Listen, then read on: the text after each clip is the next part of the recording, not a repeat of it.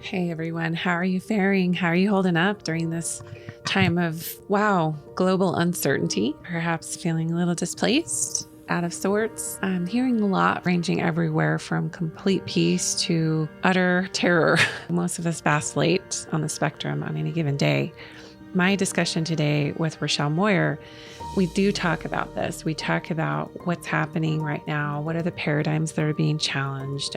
Kind of what we're shifting out of and shifting into. StandSpeakShine.com/healing kit. I offer some really beautiful tools to help people through difficult times or just everyday kind of resetting, recalibrating, coming back into the calming and grounding into your sensory pathways, into your space on the planet, your right to be here, and safety around that. So I encourage you to go check that out. As always, join our discussion on the Women Seeking Wholeness Facebook page. Rachelle Moyer will discuss how we met each other, which was really, really interesting. We've known each other for, probably about 15 years, I want to say, maybe a little bit more. But she is a wealth of knowledge in the field of releasing old stuck thought patterns, negative emotions, basically clearing out the old pathways that don't serve and bringing people back and calibrating them into who they are. I hope you enjoy our discussion about unity consciousness and what is happening on the earth to shift us more into a space of inclusion, expansion, and love.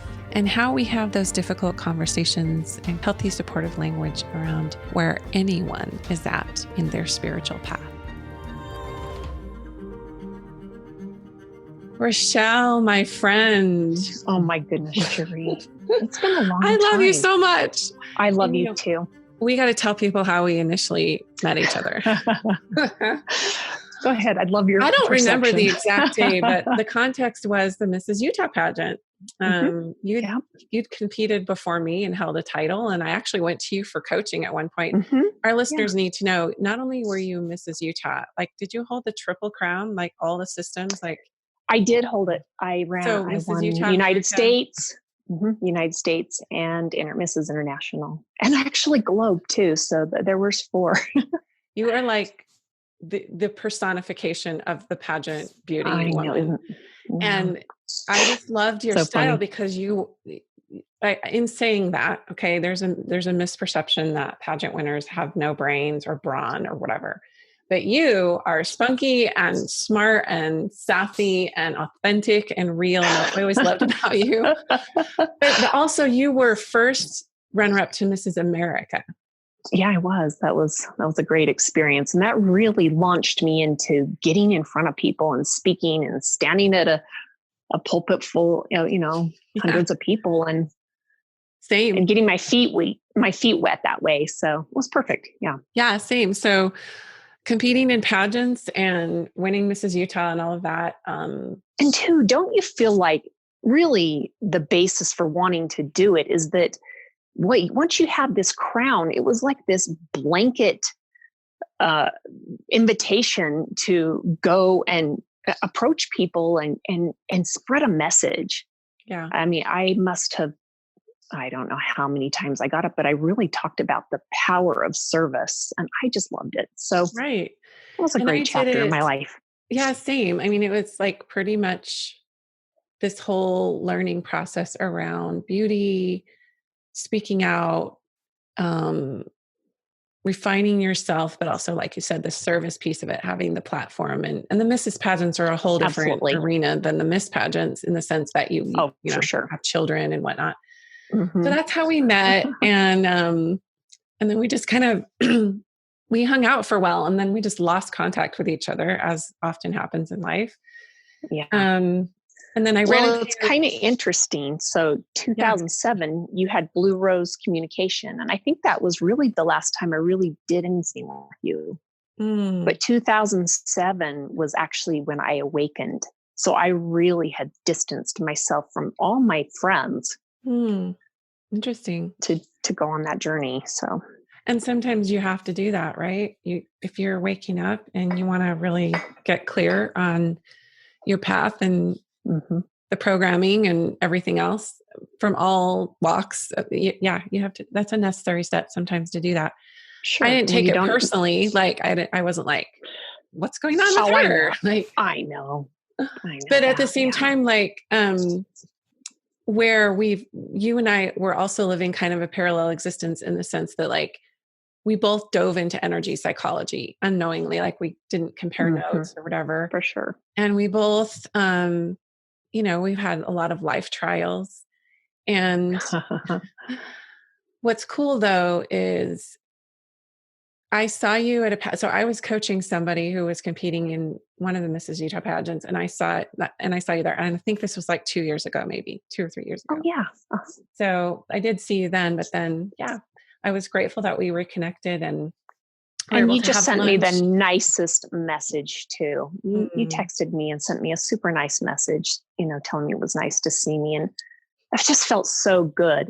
And the thing is I knew, we had kind of lost contact and kind of taken different paths. But now that we've reconnected and talked, we really haven't taken different paths. We've just been on the path at different times. Yeah. If that makes sense. So, yeah. And I think we were both on this relentless search of truth. And it looks so different for every individual, but you and I have such a common ground in the sense that we love you have 6 children, right? I have 4 of my own and I have 4 stepsons. So I've raised 8 kids. I have 2 stepsons at home, which I have custody of. They're here about 99% of the time. So it's great. Wow. Yeah. Yeah. And I have a lot of kids too. And so we just have this mother's heart. And okay. So let's talk about your journey. But first, let's talk about what you're doing right now. Like, so right now what would you say like your title is in terms of what you do professionally? Okay, perfect. So I'm a certified consulting hypnotist. So pretty much what I do is assist people in shifting negative thought patterns and negative emotions. So along with the hypnosis, I do EFT, the emotional freedom technique. So those 2 things combined, I feel like are just such a powerful tool to really, change anything you want at any time. You utilize these 2 tools. And I mean, it's not really me fixing or helping people. It's me teaching you the tool, and then you go away and you fix and help yourself. It's really fabulous. So I really gravitated towards this, and I feel like it's where it's at for cleaning up anything that you want to clean up, because we know everything that we are, everything that we experience is due to the thought processes in our mind, what we believe about life. And the outside world is a reflection of that. So we each have our own reality. We do. Indeed, every single person has a completely different world reality. Well, and even just, this past week watching, right now we're going through this pandemic and watching this unfold. And really I don't feel any different, Sherry. I felt zero fear. I've felt I haven't gone out and bought one thing extra. I just don't feel that way. And I feel like it's because I've cleaned those things up in previous moments of my life to the point that it just doesn't come up anymore. So I have a lot of clarity in my life. Well, I have to say, it's very similar to what you experienced. Like we actually went to I know this is not going to make me very popular to say this, and I did post it on Facebook, but we actually were supposed to go to Dominican Republic for spring break with our college age kids. Oh, okay. Their friends, my nephew and his wife, but we didn't want to leave the country, and nor was it encouraged. So we actually went to Disney World the last day it closed before. Oh my goodness. And we went to Universal Studios the day before. And it's very similar to what you're saying. I didn't have fear. I've now been home long enough that if I did contract something, in that 14 days, I would have by now, including all of the kids that went with us. And in saying that, I'm not trying to be irresponsible. I'm not trying to, contribute to like, I'm a carrier and I could have carried it here and there and whatever. Well, and my perception on the whole thing. Oh, too. I know. And we'll get to that. But I have to say, I wasn't in fear. We had a great time while the world was just awake, just starting to freak out.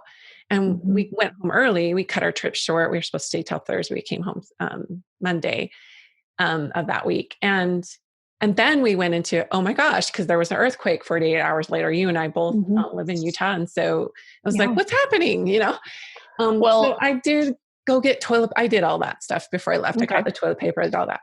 And I do want to get back to your journey, but let's just talk while we're on it about this pandemic, because when we're talking about releasing old programming, because that's where you and I are really at right now with helping people release unprocessed trauma, unplug from the matrix of fear.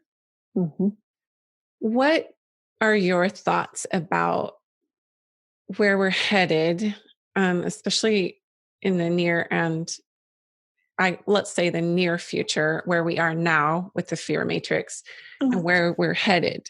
Well, right now we live in the paradigm of right and wrong, and also that we're all, separate. So that's where we live right now. And we can look at this right now, Sheree, and see that it doesn't work. It doesn't work to believe that we're all separate, that it's this every man for himself ideology, and this right and wrong. My way's right and your way is wrong. And we see this in politics. Everybody thinks they're right, and pretty much nothing gets accomplished because everybody's just fighting to make everybody else wrong. You see this, that doesn't matter what Donald Trump does. It doesn't matter how good it is. The other side is just, he's wrong. And their whole main job is to make him wrong.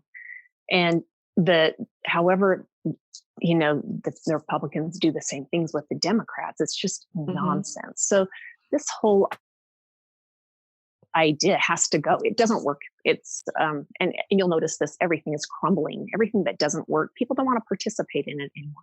So we really are shifting out of this duality consciousness, and we're moving towards unity consciousness. Which is we really are truly meant as a species to communicate with each other, to work together, to make things happen together. So we're a lot happier when we do this. So we can just start listening to ourselves and realize that this is where we're headed. There's a language that goes with it. There is a feeling of mutual respect that goes with it. And I feel like it's super exciting. And that's where I come in. I really do propagate this new unity consciousness, this new unity language. So that's where I feel like we're going there. Same. And I think you and I had to fight to get to that belief or that knowing. Right. Because it isn't common. It's when you start to believe in something that is not actually happening, it makes you a pioneer of sorts. And this virus is showing us that we really are one organism. And in terms of metaphorically, we are one. We live and breathe in the same air, and we now that we have to do all this social distancing and really get clear on the separateness factor, and what we really feel about being separate. So with your journey, because you and I both, our heritage is Mormonism. The last couple of episodes I've done, I've spoken pretty openly about, while I love the people and the community and a lot of the teachings, and it's definitely harder to leave than it is to stay in. And I know that there's a lot of payoff. There's a lot of payoff both ways. For as long as I could. It started to fall apart for me in about 2006, and it took me to 2009 to actually. So I was 3 years of just staying in and pretending and trying to make it work, and really, feeling that cognitive dissonance where they're teaching these things, but it doesn't resonate with my heart. And I'm trying to reconcile that. I'm trying to, see what's wrong with me. And just really finally had to come to the realization that there's really nothing wrong with me. It's just time to listen to myself. And that there is no right and wrong there if I follow love, if I participate in feeling good about who it is that I'm showing up as. So when you say that to somebody who's a Mormon or in any religion, if you say there is no right or wrong, let's explore that a little bit because that's going to trigger people. Well, it really is, because I have found that that is the foundation of most religions, and it's a trap. We get trapped into this right and wrongness, which, we kind of talked about. I kind of talked about with politics, the right and wrongness, but the right and wrongness of just your day-to-day life. When you make another person wrong, you're automatically giving yourself permission to judge that person, subjugate that person, put yourself above them, marginalize them. We saw this a lot with, the homosexuality front with the LDS religion. And I'll tell you what, that was one of the catalysts for me as well, is that, wow, this doesn't feel like love. In fact, this feels like hate. Mm-hmm. So I had to really follow my emotions on that, my feelings on that, and kind of take a look at, what am I supporting here? Does this honor my soul or doesn't it? And that really was the answer for me on that. So basically the qualifier of something in duality, the right, wrong, good, evil, mm-hmm. righteous, sinner, that kind of duality doesn't leave a lot of room for the nuance of people who are marginalized, like LGBTQ. Mm-hmm. For sure. I've had these conversations a lot with people where there's a great payoff for conformity. And you can be controlled when you're you can be controlled when you conform. Mm-hmm. But as you and I have learned, when you no longer conform, nobody can control you. The bishop knocks on your door, and it doesn't matter what he says. I'm going to listen to myself. And so, but here's the thing: there is a way to leave religion without being confrontational, without being hateful, without being angry, because I've done it, and I've assisted other people to do it.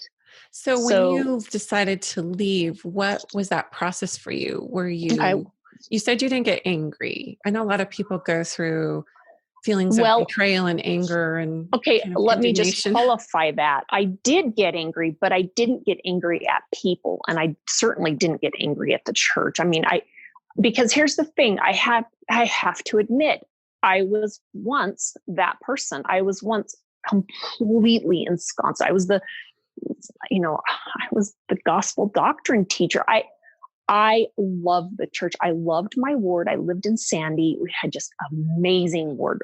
We would have said this is probably the best ward in the whole world. And I would have agreed.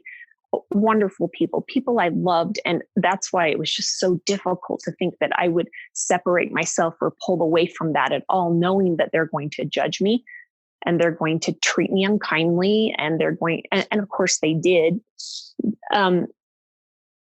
However, I had really utilized my tools of tapping. I really utilized my tools of meditation, and these things assisted me to have clarity when it came to that point where I did have to talk to people who asked me questions mm-hmm. about what I was doing and where I was going. And this is probably the best piece of information that I can give you. Do not just go out and think you're going to confront people and I'm going to put you in your place and I'm going to tell you what for. Mm. Because what that's doing is life is a reflection of you.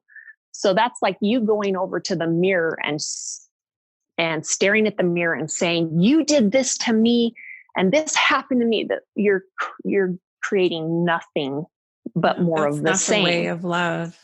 It's not the way of love. I think when I'm resonating with what you're saying is, I think what Jesus was teaching, if you really dive into the Gnostic Gospels and the New Testament and any of the sacred texts we have about Jesus, is he was teaching the way of love. So yes. It was not about, and if you really look at the New Testament, when people would catch another person in a sin, well, let's just take the woman taken in adultery, right? So she was thrown into the ring of all these religious, priestly type figures. And he said, well, what about her? You're telling us that we should love sin. What are you saying here? Well, like take this woman, for instance, and they throw her in the ring and Jesus looks down and kind of doodles on the ground and doesn't even give it one thought. Yeah, he nothings it. He really has no feeling or judgments. Mm-hmm. Yeah. And so he said, basically, like, whoever's without sin cast the first stone. Yeah. So there's repeated personal accounts of Christ interacting with people who were quote unquote sinners or dirty or whatever. And I think a lot of religions have not really looked at that. They've tried to make rules around what Jesus was really doing. And at least from my study of the Gospel of Mary Magdalene and some other texts that support a lot of these biblical teachings and these other ancient sources, it seems that Jesus was not the way that he was a revolutionary, and that he was teaching what the system, kind of what we started our discussion with, is that, the kingdom of heaven doesn't come through observation; it comes from within, and that our lens should be love, and that's the first and great commandment. And he said, hang everything on that, all the laws. That really truly is my journey out of the church. My journey started with really just getting clear with me, getting clear with my feelings, getting clear with my emotions. So what would you say to somebody? I don't mean to interrupt you, but what would you say to somebody is like, you can't trust your own emotions. You need to have, that's an interesting dichotomy, because it's just like you sit in, in a fast and testimony meeting, and somebody gets up and they are emotional and they're bearing their testimony. Well, are they supposed to trust their emotions then? So I don't, there's an argument for either way. However, just taking me back to, everything that was going on within me when it was time to take a different pathway. And that really was me just cleaning up my own feelings without going out and throwing them all onto other people and projecting them onto other people and saying, I feel this way because you said this, or you did this, or this happened to me, or this church has these rules and I followed them and now I'm disempowered and it's all your fault. Well, when we go and do this blame game towards the church and to the members of the church, we're no different. We're still participating in the same low vibrational emotions. Now, I love using that map of consciousness that was, it's in Power versus Force by David Dawkins. I was able to train under him in 2010. And probably the thing that really hit me the hardest about that map of consciousness is the word neediness. Neediness is a low vibrational feeling, emotion. It comes in on a scale of 1 to 1,000. It comes in at 125. So when we find ourselves needing other people to be different so that we can feel good, we're vibrating at neediness. Well, if you think about it, anger vibrates higher at 150. So you're literally you're participating in a lower vibration than anger. When you need the church to not be the church, when you need the leaders to not be the way they are, when you need the members to be anything other than what they've bought into and what they're capable of. So the fact of the matter is here, Sherry, we don't have to participate in this. We don't. We can withdraw our neediness and allow the church to be exactly what it is. And something kind of miraculous happens when we allow the church to be perfectly the church, when we allow the members, we allow what happened. I had a bishop back in when I was young. I was 21 years old. I was going to marry this return missionary. And I had sex before, I was married. And this guy came home from his mission, and my bishop called his family and told them what happened, that I was not, I was clean. She shouldn't marry me. So his parents basically split us apart. So if anybody has reasons to hate and be angry, like, it was such an unkind thing to do. And I had done all the proper channels. I had repented to the highest extent that I could possibly do. And so I do understand that hate and that anger and that anguish. Mm-hmm. However, I'm not going to participate in the game of blaming them and being mad and saying, you did this, so I have the right to be angry. Well, I do, but that's only hurting me. Right. Well, I'm glad that you brought up power versus force. I went and grabbed it off my shelf as we were talking. And I actually have bookmarked this one thing, and I'm going to read it. It's about love. Okay. Mm-hmm. And it's obviously one of the higher vibrations. It's as reason. Okay. At this level of development, the capacity to discern essence becomes predominant. The core of an issue becomes the center of focus. As reason is bypassed, there arises the capacity for instantaneous recognition of the totality of a problem as reason is bypassed. So in other words, bypassing the logic brain and going into the space that we're talking about, which is trusting your feelings. Mm-hmm. It says there's an instantaneous recognition of the totality of a problem and a major expansion of context, especially regarding time and process. Reason deals only with particulars, whereas love deals with wholes. WHOLES. This ability, often ascribed to intuition, is a capacity for instantaneous understanding without resorting to sequential symbol processing. So it says love takes no position and thus is global, rising above the separation of positionality. So it's exactly what you were saying about, right versus wrong. And it says you just have to, we get to all rise above it. We're rising above love, or love it to love. Yeah, he said this is the only way to be at true happiness. This is the only level of where true happiness is. So when you were saying you weren't happy, what would you say that was about when you were saying what created your unhappiness? Well, it's interesting because I was sitting in a fast and testimony meeting, and this woman got up and talked about the plan of happiness and how grateful she was for the plan of happiness and the scriptures and prayer and family, all these things. And I sat there in my seat and I thought, okay, there's this list of things to do to be a good, LDS woman. And sure, I was doing them to the nth degree. I was the quintessential Mormon wife and mom. I had food storage. I was planting a garden. I did my journals. I did my genealogy. I prayed morning and night. I had family prayer, had family scripture study. We had family home evening. I was 100% in my business teaching. I did it all. And sitting here listening to this woman talk about the plan of happiness, I thought, wow, I should be the happiest person I know. I'm doing it all. And honestly, I wasn't happy. So I went home and I thought, okay, there's something I don't know. I just don't.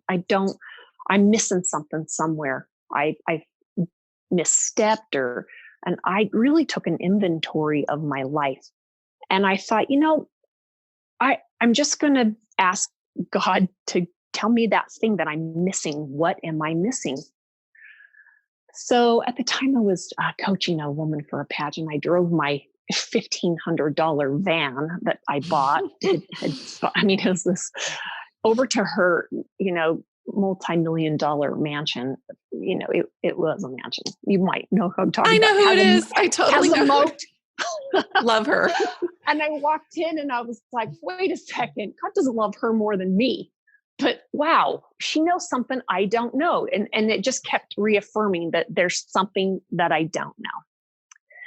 So I went home that day and I'm like, hey, I'm ready to learn whatever it is that I don't know. And 2 days later, my husband at the time, his best friend worked for Jack Canfield. And he called and said, hey, next year we're coming out with this movie called The Secret and blah, blah, blah. We have a copy of it. Would you like to see it? And my husband's like, no, but that kind of sounds like the kind of crap Rachelle would like. So he brought it over and I asked if I could borrow it. And it hadn't been released to the public or anything. And I sat and watched it over and over and over. And it blew my mind. Like this whole idea that I am the creator of my own reality. So all the teachers in the movie, I ran out and I bought all their books, and boy, some of them were weird. Especially Esther Hicks, Abraham. Channeling. I'd never heard anything about. I didn't know what channeling was. That was such a foreign concept for me. So I read all these books, and then I started to put the teachings into practice. And as I did, I kind of let go of my list of to-dos. I had to. Some things had to give. I had to let go of, trying to make sure that my 24-hour emergency kits were all up to date. And, there were just things that I started to let go of. And the more that I let go, the happier I felt and the freer I was. And I thought, wow, I got to really make sure that I'm not going against what Heavenly Father would have for me and the plan. I really was careful. And just after really, spending some time, it must have been 6 months to a year, that it took me to go, I'm just going to really let go of the church as far as thinking that it has the fullness of the truth. So that was the first time that I really thought, I don't know everything, because we really are taught that we know everything. We have the fullness of the truth, that if you follow this plan of happiness, it's going to get you to where you want to go. So, yeah. And if you're not happy, then it's your not fault. Because the plan is wrong. Flawed. It's because you're flawed. Yeah. So that's the programming. The fact of the matter is, after I had devoured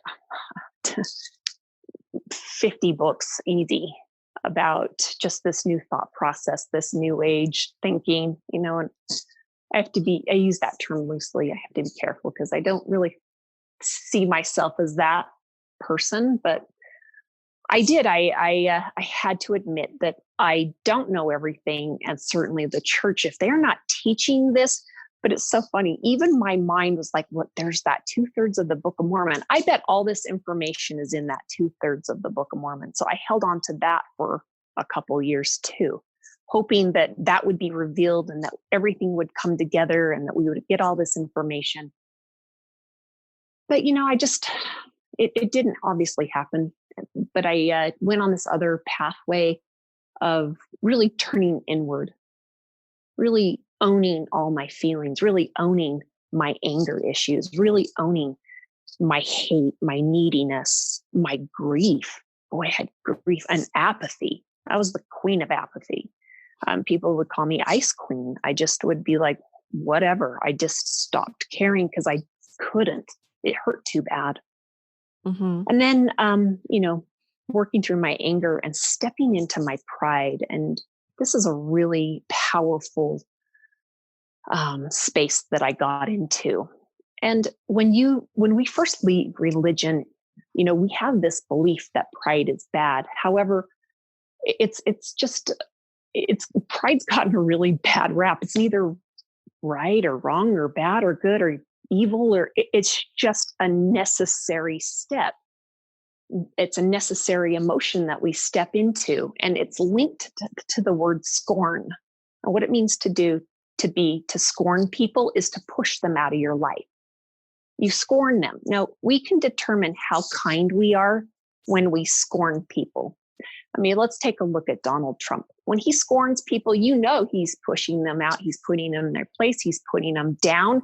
He's telling them how horrible they are. I'm not a proponent of that.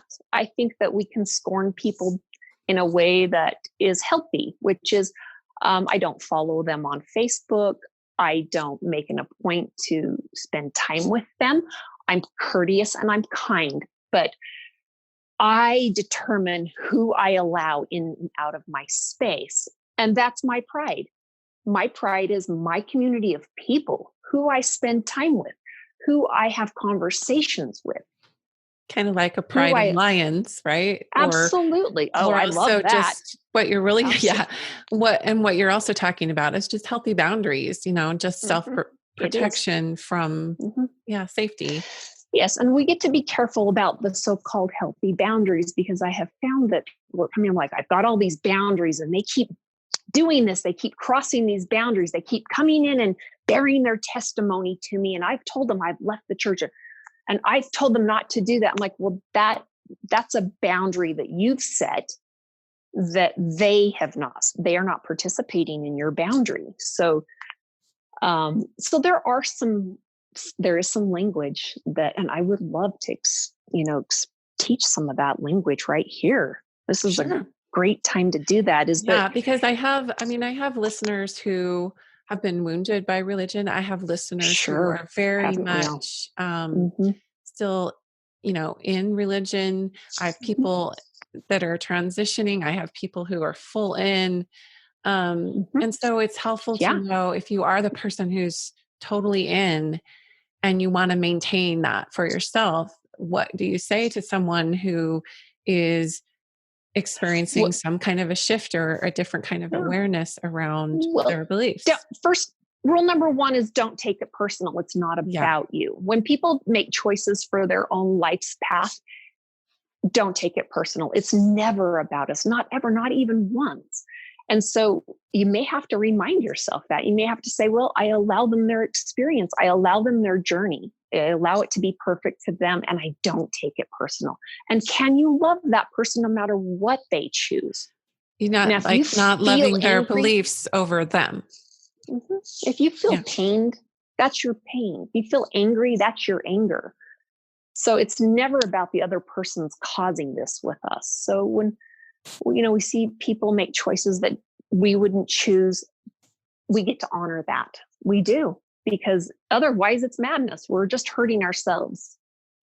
So allow them their experience, allow them their journey, and meet them where you can. You meet them at love, which is, I can honor that this works for you. It just doesn't work for me, and that's okay. And that's where, I had that's the conversation I had with my mom. My mom and dad served 2 missions. I was their golden child, really. And then when I left, I took 3 of my sisters with me, and I took all my 4 children, my 4 biological children with me. My husband divorced me over leaving the church at the council of our bishop, believe it or not. And that, of course, was extremely painful for me. However, I I allowed everything to just unfold and just kept telling myself everything's for my highest good. And it has been for my highest good. So when I left, I think you asked me a question. I don't know if I've answered it. No, it's good. I'm just trying to give people a picture for healthy language. Yeah. And healthy behavior around someone who's experiencing a shift or a different kind of awakening or a transition. So it really is, I can honor that this works for you. Well, I can honor that this works for you.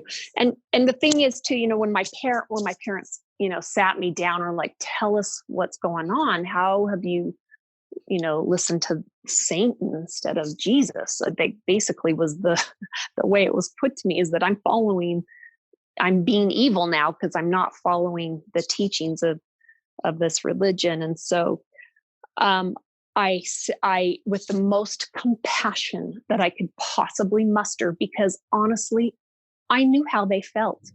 I had so much compassion. They love me so much that they just want me to be, with them forever. And, all these beliefs that they have that cause them pain when life experience doesn't coincide with those things. And so I said to them, first of all, I said, well, I want to begin with telling you, thank you for loving me. I know you love me, or else you wouldn't be saying these things to me. You wouldn't be questioning me, wouldn't care. So thank you for loving me, and thank you for caring. So I never just went out and told everybody, hey, I'm leaving. I just quietly walked away and did my own path. And I turned, just went my way. So it's not my job to go out and inform everybody, excuse me, you're wrong. What you've learned is this and that. And these are the things I've learned, and think I'm going to convince them, because you don't. You're never going to convince people. And so we just get to honor that everybody's just on their own path and their own journey. So I was kind to my parents, as kind and as loving as I possibly could be. And I gave them credit for everything that they had done for me. All the sacrifices, all the worrying, But I assured them, I said, I'm good. I've never been happier than I am right now. I mean, that's the reality right now that I live in. I've never been happier. And so they can't argue with my happiness, and they can't argue when I say it doesn't work for me. Just like I can't argue with them when they tell me that it does work for them, because it does. I can honor that it works for them, and let go of my judgments and my neediness, needing them to not believe it anymore, or needing them to leave the church and believe how I do now. It's madness. I think there's a tendency when someone's taking the position of right, that it's right for everyone. Yeah. That their rightness or their truth, if you will, that it can't possibly not be right for everyone. And that's where division happens. And I think also, like you said, it's just out of fear. And well, it's actually because they love you, but they go to fear. The fear is, I will lose you forever. Yeah, because they've been taught this fear mongering. I mean, I grew up, so my parents, my mom taught for BYU continuing education. She taught the food storage program. We were, if you want to know a prepper, let me tell you what, I grew up growing all our food. We had the neighbor's milk from their cow. We had a beef that we killed every year. We had a well of water. We got our water from a well. We sewed our clothes. I grew up completely different than everybody else. I worked so hard, but I lived a whole life growing up with fear of, well, we have to prepare because these catastrophes are going to happen, and all this fear. So I lived under that blanket of fear, and letting that go was probably the most freeing and most wonderful thing I ever did, because once I let go of being afraid of life showed me how wonderful it can be. And so there's people that can be in a church and be in religion and not feel those feelings. And that's great. That works for them.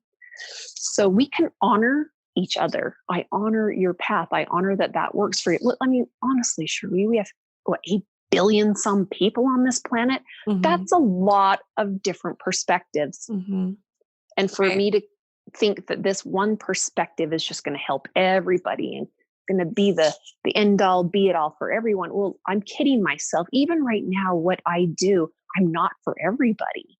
I will challenge people to work towards their self-mastery. Not everybody wants that. So I'm not for everybody. And so just like I'm not for everybody, church, some churches are just not for everybody, but some churches are. Like they find what it is that they're looking for. Yeah. And what breaks my heart oftentimes is, and I've talked about this in the last few episodes, but usually the people who are wounded most are the marginalized, who don't fit into, like, let's just say LGBTQ, or sometimes women, because women don't always have equal authority in most religions. Also, different ethnicities aren't, for some religions, there's a kind of a sordid past or history with embracing all nationalities. So some of them feel more marginalized. So for people who fit the ideal, whatever that is, you kind of have to whitewash everything to fit that. And if you get to a space where you're not ready to keep whitewashing things, it can be really painful to. What do you mean by whitewashing? So I don't mean it in a like white race kind of thing. I mean like washing past or bypassing, pretending it's not there, like you just looking the other way, or kind of twisting it to fit a perceived ideal that doesn't really exist. It's illusory.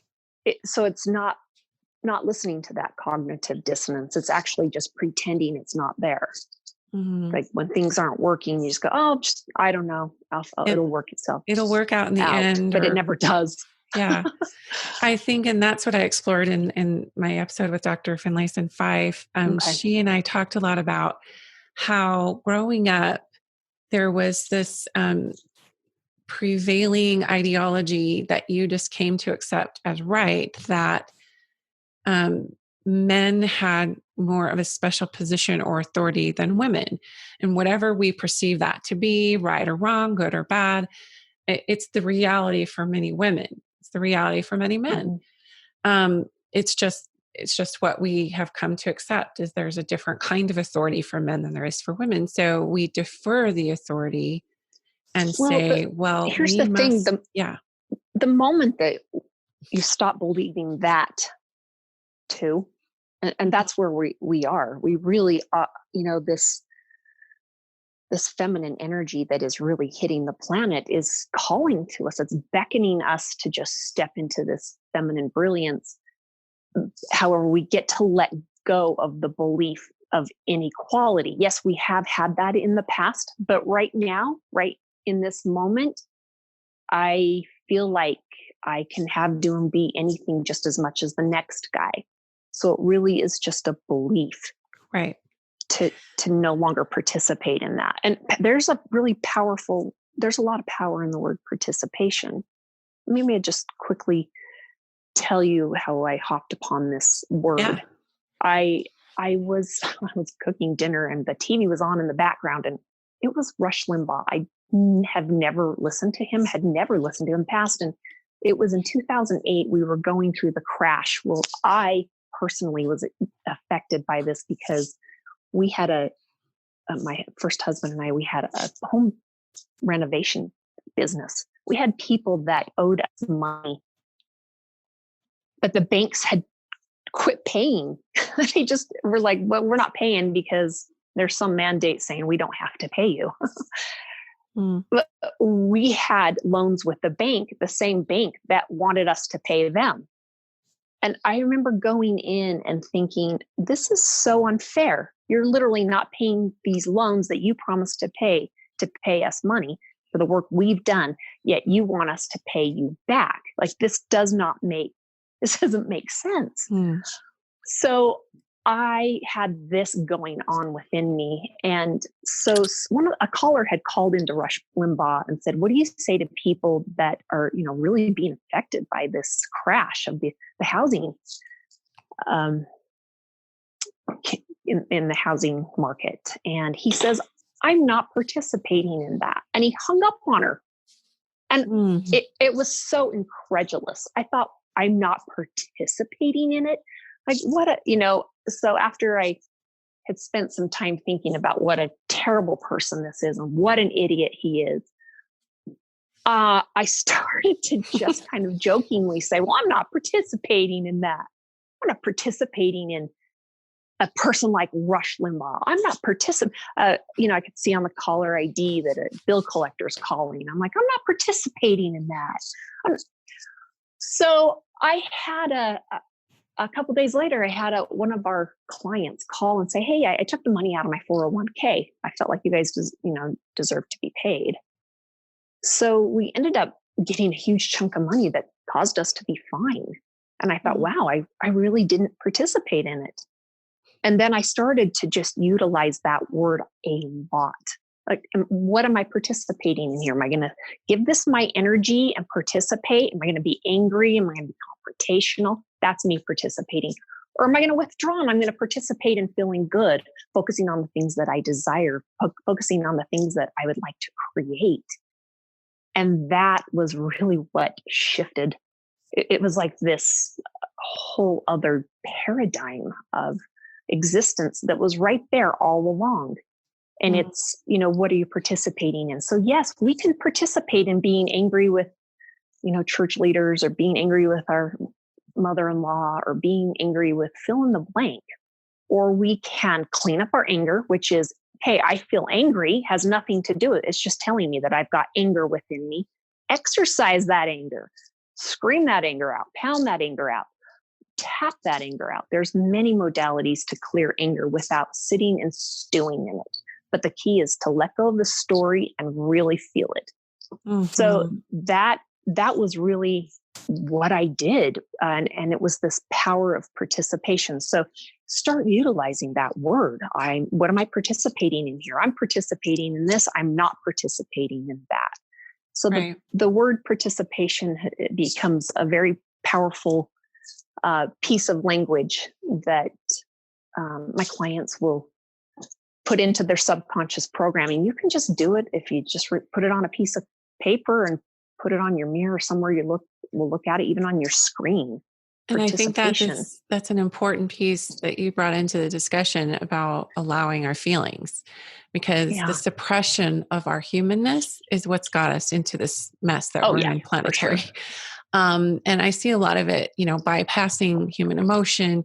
I think what I love about the Jesus and Mary Magdalene duo and the teachings that I've come to know and research through the way, or the way of love, the gospel of love, is that we came here to be human and to experience humanness. Now, you could categorize some of it as wrong or sin or what have you, but the deliberateness of love is kind of superimposes any sin. It washes it out.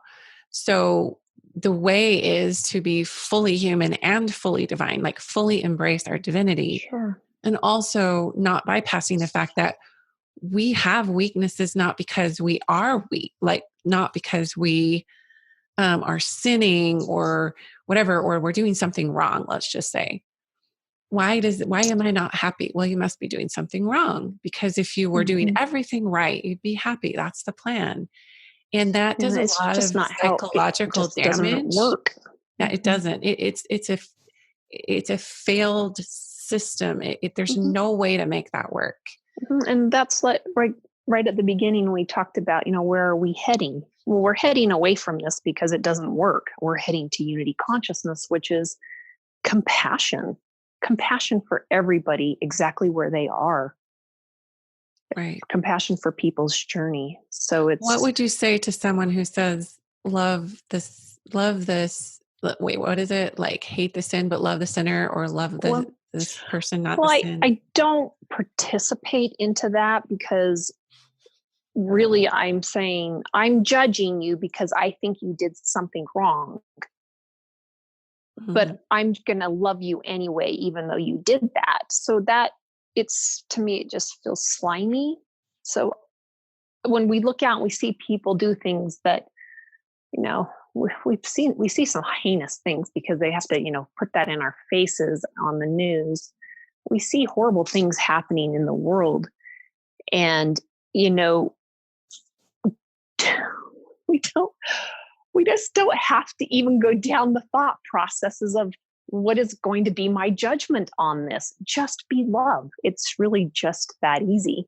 Like, how do I show up as love in this moment? That's the question. And that's beautiful. I think maybe this is a good time to bring in neutrality, because you and I have talked about this, like perfect. How you neutralize something that really triggers you. And you're like, that's horrible that they did this. And, well, here's the thing. You will get people that they feel justified because they've bought into this right and wrongness. They feel justified in being unkind because you're not living up to what they believe, because you're not living up to their expectations. Okay. So I have had friends in my ward that, were very confrontational, very unkind to me, telling me I'd been deceived and all those things. And I had really felt like, okay, well, I'm just going to come from a space of understanding that they're in pain, and only hurt people hurt other people. However, they were relentless. They didn't stop. So we do get to neutralize confrontation. And here are some ways. I just said, you don't get to talk to me that way. People treat me with kindness and respect. That was it. And that was what fixed it. And they just looked at me and went, oh, I'm so sorry. Okay.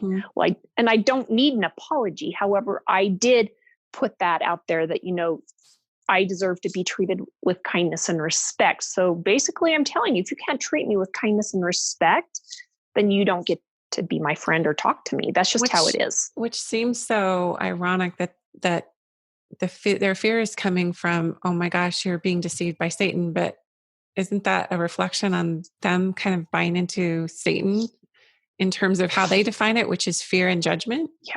Well, and the thing is everybody's different. So really, who knows? Like some people will and some people won't. Usually it's just a reflection of their own fear of their own salvation. For sure. Yeah. They're just, and they really are coming from a place of concern for you. Mm-hmm. Yeah. So, being okay to, and here's the thing, that is a very prideful statement that I just gave you. You don't get to treat me this way. People treat me with kindness and respect, because basically on some level, I am scorning that person. I'm telling them, hey, either you be kind and respectful or you're out. So, and believe me, it's not easy, especially when it's people you love and people that you value their opinion, people that you've had, crazy, amazing experiences with, you've served side by side with. So, just setting out some of these words of neutralization will serve you both. And it gave her a reality check, and it also put me in a position where I felt like I'm okay being the person that I am. So let's kind of round out our discussion with the concept of sovereignty. This is something that I've been teaching. I probably mention it, on 80% of my podcasts. People, and I ask a lot of the people I interview what their definition is. Because I think what we're talking about is that inner knowing, that inner authority, if you will, of this is my truth, this is my knowing, this is where I'm at. And being able to stand, it seems to me as I'm listening to you, like you just were able to stand in that space of your own knowing and kind of unattach from the voices of others, which takes a lot of personal integrity. This is I guess where it goes wrong for some people, is they don't see that as integritous, having sovereignty. They see integrity as following someone else, following someone who has more truth for you than you have for you. So I'm trying to say that in a neutral way, but it's just the reality for many people. It's more comfortable, it's easier, they feel to be more obedient to another source, another human, because they maybe have a better connection to God than you possibly could. And that works for them. And that works for them. That works for them. We can honor that. I can honor that works for them. And I truly can. It's not just a line that I'm saying. I truly can honor that. Absolutely. And so what it means to be a sovereign being is to just no longer participate in the old contracts, the old ways of being, the things that don't work, and breaking all those old contracts. That for me, I actually do this in the hypnosis session, is I will literally break all the contracts that we make with anything that is disempowering, clean and clear that out of the psyche. And a lot of it, we're not aware that we're participating in. It's just there as a subconscious program running us without our knowledge. So yes, it's imperative to be sovereign, which means I'm one with the power that created me. And that power gives me the power to have, do, and be, and create the life that I choose. So it's stepping into that personal power that is there for us at all times. How do you personally know that you're not in a space of being deceived or going to, quote unquote, the dark side? Well, I lived so apathy, grief, fear, neediness, these anger, all these rational emotions. It was my state of being when I was in the church, and I would have these moments of love and kindness and peace and service that would get me out of those. But there really were no steps to get me out of these lower emotions. And I just kept perpetuating them because it was just what was running me. So the way that I knew is that, gosh, once you no longer live there in your life, you sit there and you go, wow, life is bliss. You feel these blissful feelings. You just love yourself. You love who you are. You love how you are. You love the integrity that you have with people. You love how you show up in life. You love how kind you are. You love the service that you give. You love everything about life. And that right there is all the proof you really need. You're no longer beholden to having to do this list of things that really are not of the greatest importance. So if you don't, yeah. And I think that there is a genuine disorientation for someone to hear that you could have a blissful, peaceful, loving, heart-centered, God-centered. It's truly unfathomable for someone. So how would you, I kind of have this clear up the negative emotions and fall in love with yourself and be the person that you can fall in love with. Be that person that you love. Be in integrity in each moment. Be kind and loving and peaceful and look for the positive in life. And yes, people can argue that this is what churches teach, and this is what religion teaches. However, it's served up with a side of guilt and a side of shame and a side of you're going to go to hell if you don't do these things. So once those things are introduced into this psyche, then you live in the dichotomy of those things. You live in the right and wrong. You live in the duality of it because duality exists. But when you withdraw from the duality of right and wrong, good and evil, you will come into the center of unity, which is love, which is it working or is it not working? And it's not working, I no longer participate in it. If it's working, I keep doing it until it no longer works. One of my gauges with that is in terms of good, evil, bad, right, wrong is, I go back to like the fruits of the spirit. Is it producing fear in me, or am I truly, like, for instance, I no longer look at people as sinners or righteous. Oh, I know. Where I used to totally do. I used to totally look at everyone who didn't have what I had, the principles and truths that I espouse, that those poor people, like those poor non-Mormon people, genuinely felt like I couldn't have a conversation with someone who didn't, a deep conversation. I mean, and this is many, many, many, many, many, many years ago. Sure. And not saying like, I couldn't sit down right now, because I could sit down with anyone. I don't care how religious or non-religious they are. I can sit down and have a peaceful conversation if we don't make it about who's right and whose beliefs are superior and who's going to make it and who's not going to make it.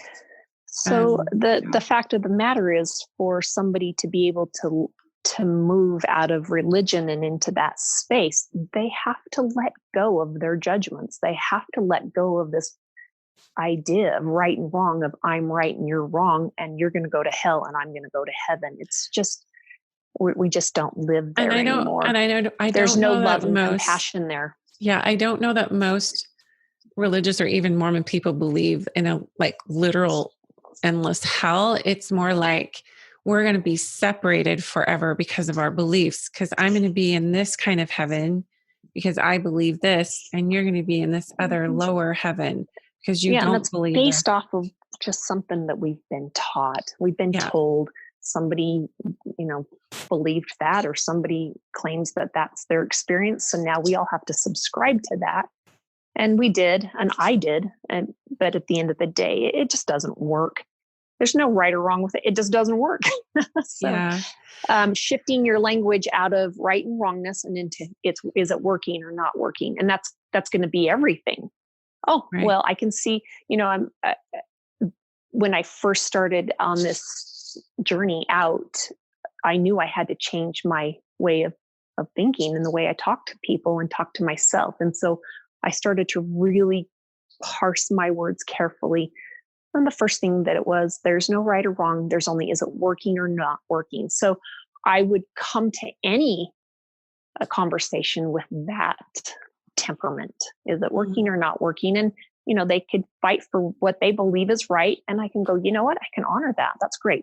What could you and I do to come together to make this work? Now something's going to get accomplished. Mm-hmm. And we've got a lot of work ahead of us, Cherie, in this new world that's being created. Yeah. It's not a world of separatism or hierarchy or elitism. It's not. It's a world of everybody getting along, everybody cooperating, and everybody bringing their talents to the table. And it's not going to matter if one person is in one religion or one person's in another, or what they subscribe to or what they believe. It's all about, can we come together and take the things that we've learned and take our talents and our abilities and make this world a better place?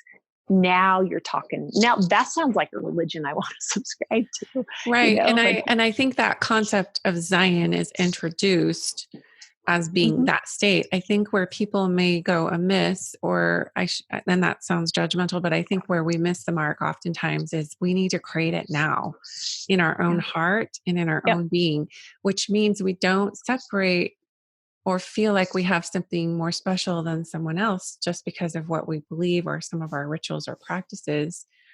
It's more like inclusivity, expansion. And that's the divine feminine right there. She's all about, I love it. Mm-hmm. Yeah, she's all about inclusivity. And this is the feminine consciousness literally streaming into the planet right now. Yes. When you're talking about no right or wrong, that's the divine feminine. She's all about, I don't care what your skin color is. I don't care what your sexual orientation is. I don't care what you believe or don't believe. You lack nothing. You are whole. You are mine. And the more that we open our borders, so to speak, and expand that, and I just think of that inclusivity as one of my favorite words about the feminine, because she knows no stranger. She does not have a hierarchy. It is, we are all in this together. There's no person above another. And the religions say they teach that, but when you look at leadership structure, it's all about, this person has more authority than I have with God. And they have the authority to tell me what my truth is. And I don't mean that in a disrespectful way, only that the feminine consciousness is not about that patriarchal Well, it's just structure. Pointing out something that has felt disrespectful. So it is, that's just fact. It's nothing to be judged. It's true. It's the fact of the matter. We've been told what to do, how to think, how to dress, who to love, what to buy, where to live, how what to do with our time. Yeah. Yep. What to do with our money. And that we need to have the sovereignty to have stewardship over our own resources, our own time. Yes. And I'll tell you what, it's scary for some people. There's some people that don't want to take responsibility for their life. They don't want to take responsibility for their feelings. They don't want to take responsibility for their anger, because that means that people that did something that made you angry is no longer culpable. But the fact of the matter is, they're just showing up and playing their parts. And whether or not you feel angry is due to the fact you have anger in you. So it's been a journey from living life from the outside in to the inside out, knowing that I'm it. The bad news is it's all me. You are the common denominator in everything in your life. And that's great news, because now I know I have the ability to change it. Yeah. So I love what we've gotten to talk about. And I love where we kind of started, which was this pandemic, and how all of these old structures are going to have to dissolve, both within us and around us. The old programming, the old dogma, the old separatism, the old one is better than another. We see this playing out in politics. So we've been focusing on religion, but this is playing out everywhere. So this is playing out in a lot of different subgroups, and in institutions of higher learning and all kinds of institutions, politics, everything. So when you're not including everyone and you're putting your agenda over someone else as the agenda for all, that's where, that homogenized culture and that one way becomes so predominant that it controls the thinking and it controls the masses. And I can tell you, our young people are rebelling right and left around this, authority structures and whatever. So I think I think to bring this into like the energy of love, we come back to, I love what you offered, which is the question, and maybe you can repeat it if you remember what you said, is like, what should we always be asking ourselves in all how our can I show up? interactions? Sure. How can I show up as love in this moment? Mm. And here it is. You first offer that love to yourself. Sometimes that love to yourself means I just turn away and walk. I just go. Okay. That's being love to ourselves. Mm-hmm. But if we really get into that quiet space within us and ask ourselves in earnest, the answer is always there. And it's us. It's through us. So we can learn how to be love in this moment by just asking the question. Perfect way to round this out, because that is the way. That is what Christ taught, at least what I've researched. Absolutely. And I feel that as we move closer to the cleansing within us, like you were talking about, and the cleansing of the earth, it's all about, how do I turn more towards love of the planet, love of the people, everything. So we can even say we love these institutions that are even throughout the earth, that are subjugating our opinions, subjugating people, whether it's the Middle East, where women have to veil their faces because they're lesser, they can't be seen, all the way to sex slavery. We can, when I say love that, I simply mean, how can I be in a space of allowing what is and not controlling what's happening, but loving it out of existence, loving it into a space of healing, an invitation. Well, yes, absolutely. And it's all about taking that journey out of your anger and through your pride and into courage, stepping into courage, which means do something you've never done before. And then participating in neutrality, which is, I allow them their experience. What they think of me is none of my business. There's no right or wrong. It's just only, is it working or not working? And then we find ourselves in this willingness, this optimism that life's going to be okay, that just moving forward and accepting everything that's happened and forgive it. Literally just forget it. Just doesn't matter. And then you can move into this reason and understanding, which is everybody's just doing the best they know how with the limited information that they have. Yeah, and Oprah talks about that a lot. I love it. Then magically what happens is you fall in love with life. But until you have gone through that journey of all those emotions and cleared and cleaned them up and worked through them, you can't get here. It just doesn't. You can't skip stuff. It just doesn't happen. It's not sustainable.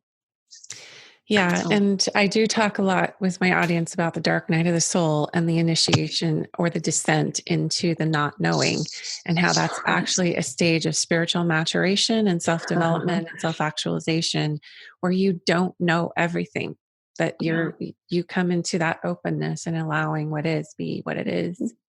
So we all have cleaning up to do. We all have, breaking the old contracts like you talked about, and cleaning up and exercising our spiritual muscles, our emotional muscles, to get through this time, because on the other end of it is going to be really beautiful for humanity. It is. It really is. And I feel like I'm there already on some levels. So it's experiencing that. If anybody can, I don't know if you have Gaia TV, but there's some amazing feats being made in this world.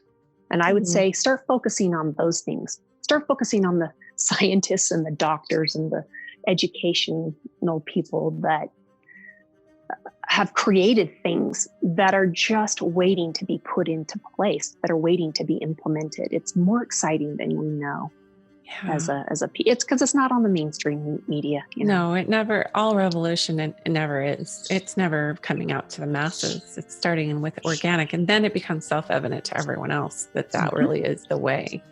Well, thank you, Rachelle, so much. And you and I need to get together for lunch again. Thank you so much for having me on, Sheree. It's truly an honor and a pleasure. And I certainly love you to bits and pieces. So I think what Rachelle and I attempted to invite is a space of everyone just coming together, no matter what they believe, think, or feel, that we can set standards of kindness and compassion and love without needing to divide ourselves with dogma or beliefs or lack of any kind. Zero fear of right or wrong, and just being in unity consciousness and one. And I think that is the gift of this virus, if we want to look at it that way, is looking at how we see ourselves as separate versus how we are each connected through love. I invite you to come back into your center, into your space of love, in your inner sanctum, in your inner temple, and love yourself, because that's where it all starts. And finding that divine connection to God, the Mother, God the Father within you, however you define that and see that. The beautiful feminine expansion. This is what the soul's evolution is taking us through at this time in our world. So love yourself and give that gift to yourself. And I will talk to you next week on Women Seeking Wholeness.